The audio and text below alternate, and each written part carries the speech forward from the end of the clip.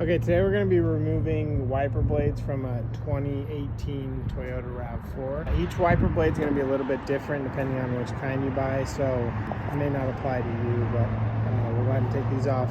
Ours just has a little notch right here. You just grab a screwdriver, insert that into this locking mechanism, lift it up, and then you'll slide the blade down until it just pops right off.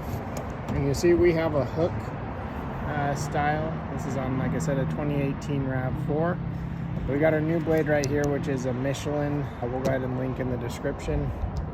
They come with instructions, so you want to find your style of arm, and we've got this one right here. And so all we need to do is just slide. You'll notice there's a little hook right here that goes inside of this that catches. So go ahead and just push this in, slide the blade up, and you'll hear it lock in place and click, and that's all you need.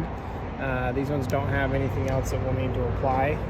It goes ahead and locks, and then you're all set.